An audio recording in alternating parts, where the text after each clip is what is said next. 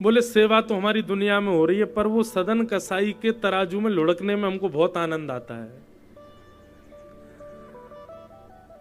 वो जब तराजू तोलता है ना, तो उसके जब मैं उस पर तराजू पे जब ऐसे ऐसे लोटता हूं ना इधर उधर, और वो बीच बीच में मुझे उछालता हो रहा है, मुझको बड़ा अच्छा लगता है। वो है कसाई, बेचता मांस है, लेकिन वैसे हृदय का बड़ा पवित्र है। पता नहीं मुझे उसके प्रति आसक्ति हो गई है। आप सुबह कृपा करके मुझको उसी के पास छोड़ाओ। संत भगवान रात में ही उठे, मंदिर खोल करके बोले, कैसे हो आप हैं? हमारे लिए इतने नियम बना रखे हैं, इतनी शुद्धता से पूजा करो, ऐसे भोग लगाओ, ऐसे आरती करो, ऐसे अगरबत्ती दिखाओ, ऐसे इत्र लगाओ, इतना सब करो, ये करो, वो करो, चांदी के सिंहासन पर वेद मंत्र सुनाओ, और खुद का मन अगर एक कसाई के यहां आ गया लुढ़कने में, तो वहां जाने को तैयार हो। इसलिए भैया, सो ही सुहागन प्रिय जाही रीझ है, कैसा तेरा मेरा। आपके 56 भोग से नहीं रीझेंगे, मेरे षोडशोपचार से नहीं रीझेंगे। उनका रीझने का मन होगा तो कर्माबाई की झूठी खिचड़ी खाने भी दौड़े आएंगे, बोले वो खानी है मुंह को। इसलिए अपने आप को भाग्यशाली मानो कि ठाकुर जी आपके घर पे विराज रहे हैं, आपसे सेवा करा रहे हैं। वो रीझते हैं जिससे उसी को ही स्वीकार करते हैं।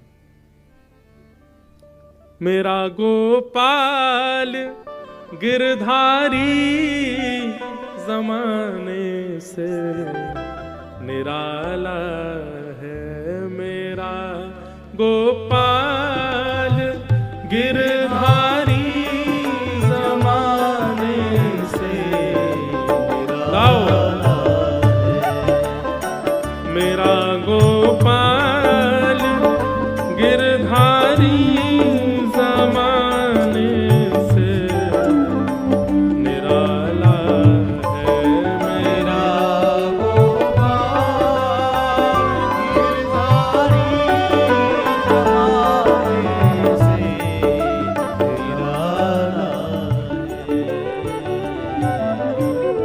ठाकुर जी ने पूतना के ऊपर कृपा की, पूतना के ऊपर अनुग्रह किया भगवान ने। इसलिए भैया तैयार रहो, ठाकुर जी ना जाने कौन से गुण पर रीझ जाएं, उनको प्रसन्न करो। भगवान अब 3 महीने के हो गए, और जैसे ही ठाकुर जी 3 महीना के भये, भगवान ने पहली बार करवट बदली। और जैसे ही ठाकुर जी ने करवट बदली, पूरे ब्रजमंडल में नगाड़े बजने लगे, ढोल बजने लगे, शंख बजने लगे, सुंदर वाद्य बजने लगे, मंगल गायन होने लगे सबके घरों में।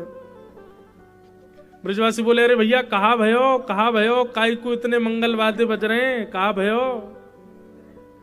अरे तो ना पता, आज नंद के लाला ने करवट बदली है। वाह, करवट उत्सव है रो महाराज, पूरे ब्रजमंडल में करवट को उत्सव मनाया जा रहा है। ठाकुर जी की करवट का उत्सव हुआ। यशोदा मैया ने पूरे ब्रजमंडल को झरा न्योता कियो कि सबन को नंद भवन में आके प्रसाद पानो है। काय को? बोले आज लाला ने करवट बदली है। ठाकुर जी के 1 वर्ष तक तो उत्सव इतने मने कि लोगन को यही नहीं पता चली लाला कब कब में 1 वर्ष को है गयो। 3 महीना के ठाकुर जी। अच्छा, ठाकुर जी को स्वरूप कैसा है? गद मदरा से हैं ठाकुर जी। कैसे हैं? गद मदरा, ये ब्रज भाषा का शब्द है। गद मदरोसो, जैसे कोई बालक अगर बढ़िया थोड़ा न मोटा सा हो, गद मदरा बालक ऐसा समझो जिसके ऐसे गाल लटके रहते हैं, मोटे मोटे हाथ भी ऐसे लटके से रहते हैं, जांग ऐसी कि पूरा ऐसे नहीं बैठ पाए, थोड़ा चौड़ के बैठे, उसको कहते हैं गद मदरा। तो ठाकुर जी कैसे हमारे? बोले गद मदरा से हैं बिल्कुल। ये मोटे मोटे गाल ठाकुर जी के, ये हाथ एक बार कहीं पड़ जाए तो वहीं पड़े रहे, फिर उनको आए करके नए कैसे लुढ़कानो पड़े, ऐसे गदमदरा से ठाकुर जी। और इतने प्यारे, इतने सुंदर, सांवरे सलोने लाला। सब गोपी जैसे ही ठाकुर जी को देखवा में कोई गाल खींचे, कोई हाथ खींचे, कोई ठाकुर जी की ऐसे हाथ दबा रही है, ऐसा लाला गदमदरा सो। ठाकुर जी चिढ़ जाए सो जोर से रो में।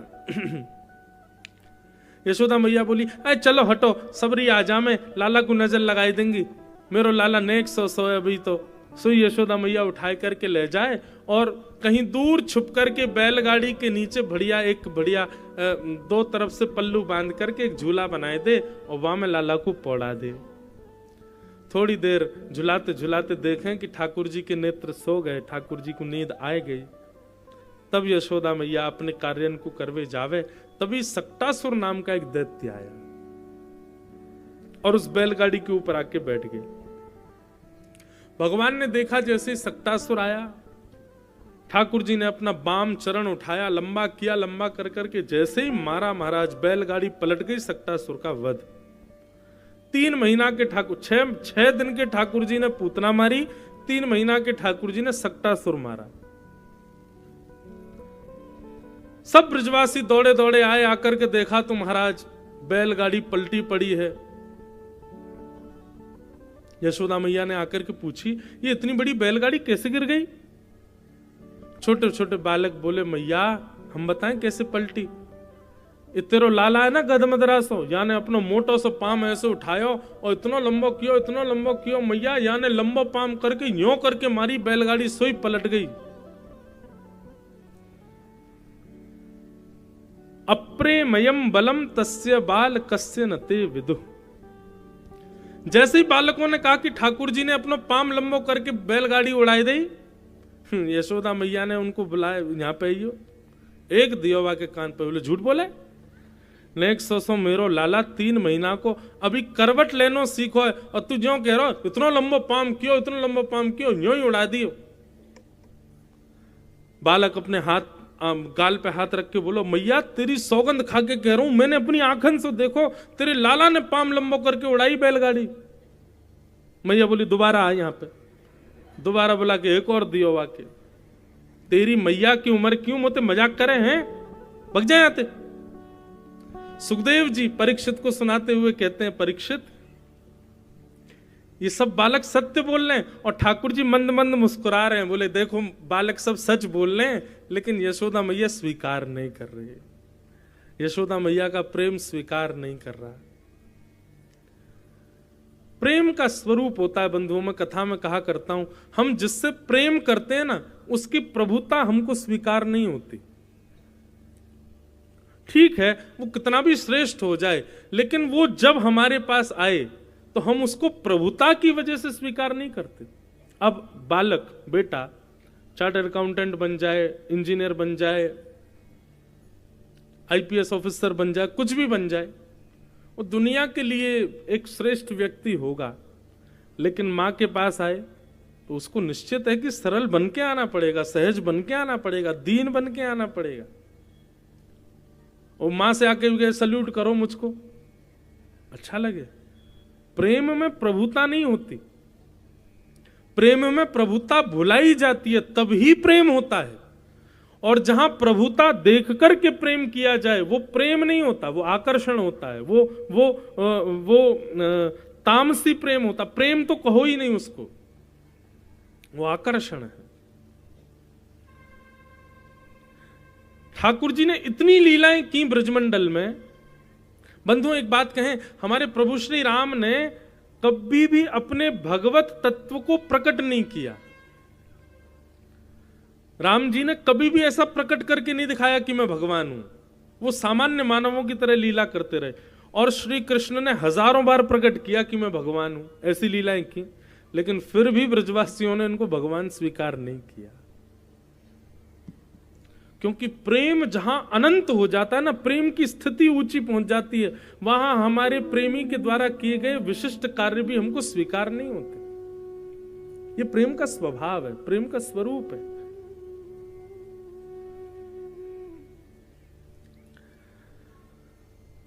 यशोदा मैया तो हृदय से लगा करके लाला को ले गई भीतर।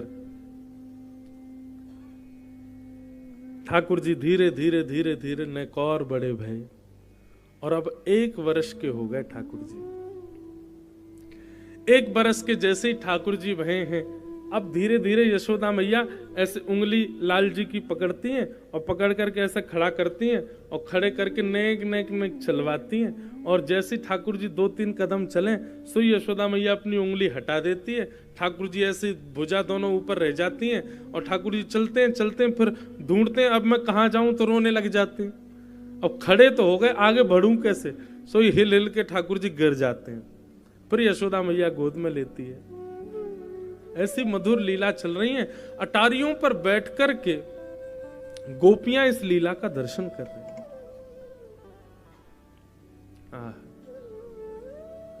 मधुर गोपाल जी के 2 दतुइयां निकल आई हैं, 2 दांत निकल आए ठाकुर जी के।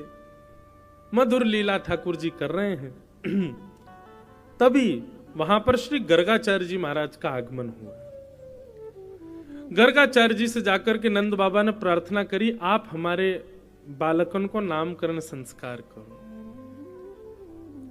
और श्री गर्गाचार्य जी महाराज ठाकुर जी का नामकरण संस्कार करने आए।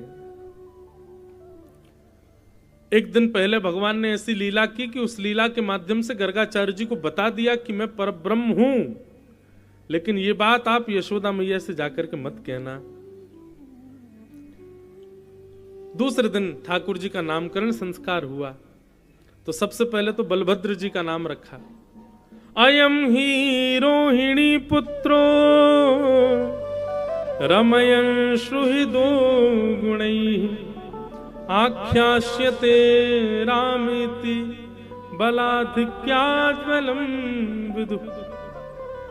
मैया, इस बालक का नाम मैं राम रखता हूं, लेकिन बल की अधिकता होने की वजह से विश्व इसको बलराम कह करके बुलाएगा। बोलो बलराम जी महाराज की। छोटे बालक का नामकरण जैसे ही गर्गाचार्य जी महाराज करने लगे तो कहते हैं 45 मिनट के लिए गर्गाचार्य जी की समाधि लग गई। क्यों? बोले श्री गर्गाचार्य जी की जीव दुल्लर तिल्लर होने लगी, क्योंकि हिंदी वर्णमाला के जितने अक्षर हैं वो सारे अक्षर गर्गाचार्य जी की जीव पर प्रकट हो गए।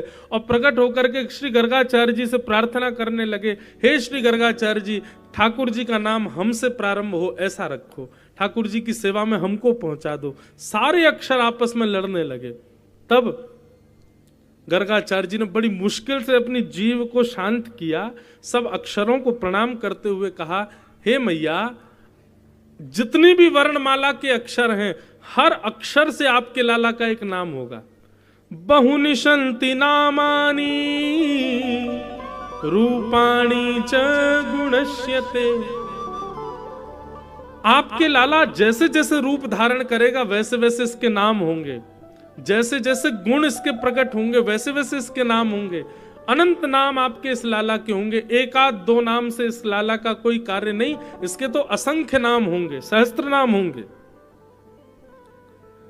यशोदा मैया बोली, बाबा ऐसा मत करो, 1000 नाम धर दोगे, मैं लाला को कैसे बुलाऊंगी? ऐसा कोई नाम बताए तो जैसे मैं अपने लाला को बुलाए करूं। तब गर्गाचार्य जी महाराज बोले मैया,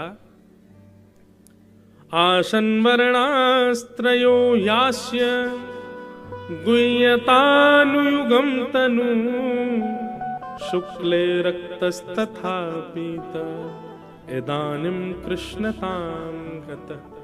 मैया, आपका ये बालक किसी जन्म में श्वेत वर्ण का हुआ था, किसी जन्म में रक्त वर्ण का हुआ था, किसी वर्ण में पीत वर्ण का हुआ था किसी जन्म में। इस बार ये श्याम वर्ण का हुआ है, इसलिए इसका नाम मैं कृष्ण रखता हूं। बोलो बाल कृष्ण लाल की। आहा, ठाकुर जी का नाम कृष्ण रखा गया। कृष्ण का अर्थ क्या होता है बंधुओं? कृष्ण वर्ण को बोलते हैं। वर्ण मतलब कॉम्प्लेक्शन। वर्ण मतलब जैसे किसी का वर्ण गोरा होता है, किसी का सांवला होता है, किसी का काला होता है, ऐसी ठाकुर जी का वर्ण कौन सा? बोले कृष्ण वर्ण है। ठाकुर जी काले नहीं है। कृष्ण वर्ण अद्भुत होता, अलग होता है। वो कभी तो नीला दिखेगा, कभी श्याम दिखेगा, कभी अन्य भाव से दिखेगा। वो एक कोई स्थिरता नहीं है उस वर्ण की। केसर तिलकम कृष्ण वरणम, केसर तिलकम कृष्ण वरणम, राधारमण हरे हरे, राधारमण हरे हरे, ब्रज जन प्रियतम बाल मुकुंदम, राधारमणम हरे हरे, राधारमणम हरे हरे। ठाकुर जी का वर्ण कैसा है? एक बार एक संत वृंदावन में कह रहे थे कि भैया दुनिया में जितने रंग हैं, नीला, हरा, गुलाबी, बैंगना, काला, जो आपको मिल जाए, सारे रंगों को एक एक अनुपात में इकट्ठा करके सबको मिला देना। कोई रंग रह ना जाए दुनिया का। जितने रंग हैं संसार में, प्रकृति में, सब रंगों को मिला करके जब सबका घोल करोगे तब जो वर्ण निकलेगा वही है कृष्ण वर्ण, वही है कृष्ण रंग। ठाकुर जी का ऐसा वर्ण है। ठाकुर जी वर्ण कृष्ण है लेकिन कांति भी कृष्ण है। कांति कृष्ण कैसी? बोले ठाकुर जी सबका आकर्षण करते हैं। कोई नेत्रों से नहीं देखेगा तो ठाकुर जी स्वर से आकर्षित कर लेंगे। कोई स्वर से आकर्षित नहीं होगा तो देख करके आकर्षित हो जाएगा। कोई स्वर से भी आकर्षित नहीं हुआ, देख करके भी आकर्षित नहीं हुआ, तो ठाकुर जी ने जिस प्रसाद को पा लिया उस प्रसाद का भोग यदि पालेगा उससे आकर्षित हो जाएगा। ठाकुर जी पंच रसों से भीतर प्रवेश करते हैं। या तो नेत्रों से प्रवेश करेंगे, या कान से प्रवेश करेंगे, नासिका से सुगंधि से प्रवेश कर जाएंगे, जीभ से प्रसाद के रूप में प्रवेश कर जाएंगे, त्वचा से स्पर्श के रूप में प्रवेश।